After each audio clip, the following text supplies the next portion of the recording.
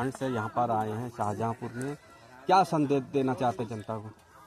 देखिए, people's party of India democratic पूरे भारत में BS4 अभियान के तहत मतदाता जागरूकता अभियान जो चला रही है।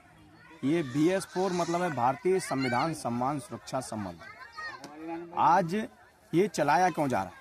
चलाया इसलिए जा रहा है, चलाया जो इस देश का मूल निवासी है 90%, उसको रोजगार नहीं, भूखमरी की स्थिति पर है, उसके लिए शिक्षा नहीं, उसके लिए स्वास्थ्य नहीं, सभी चीज़ों का निवारण है तो वो है संविधान, जिसे बोल सकते हैं मास्टर साहब संविधान। समता का ऐसा नियम और कानून जिससे पूरे देश की व्यवस्था चलती है, जिससे रोजगार मिलता है, हक मिलता है, अधिकार मिलता है, जिससे शिक्षा मिलती है।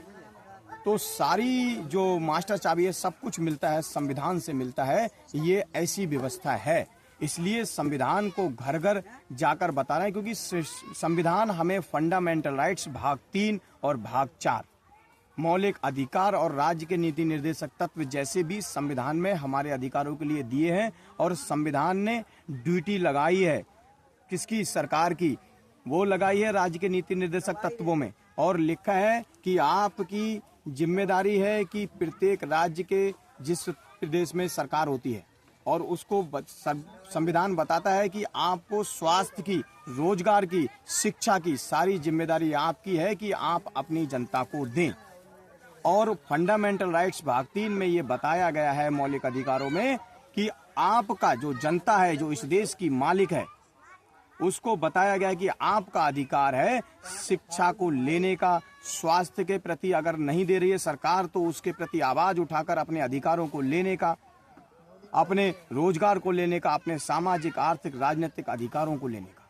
मगर आज कुछ परसेंट लोग, सिर्फ 10% लोग इस देश की जो व्यवस्था पर राज कर रहे हैं। आपने देखा होगा जो सबसे पहला विश्व युद्ध 1914 से और 18 के बीच में हुआ, और एक शब्द बोला जाता है हिटलर शाही। तो ये जो सरकार है हिटलर शाही चला रही है। कैसे चला रही है? उस समय जब हिटलर पैदा हुआ तो नासीवाद का उदय हुआ, और नासीवाद एक विचारधारा है अपने में।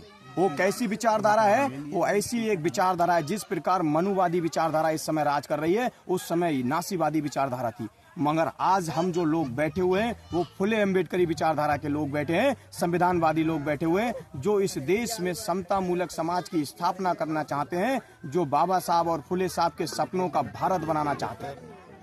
तो आज उस समय क्या करता था हिटलर? नासीवादी की मैं उच्च हूँ, उच्च होके वो कुछ लोगों का भला हुआ, और वो यहूदी थे उनके खिलाफ उनको मार मार कर भगाया गया, और जो लोकतांत्रिक व्यवस्था थी उसको बर्बाद करने में हिटलर ने अपनी हद पार कर दी थी। चाहे महिलाएं हों, चाहे पुरुष हों, उनके अधिकार सारे सब छीन लिए थे। इस तरह से आज भी सरकार जो देश का मूल निवासी है, जो SC ST OBC जो इस देश का मूल निवासी है, उनके अधिकार छीन रही है, लोकतंत्र को खत्म करने का काम कर रही है।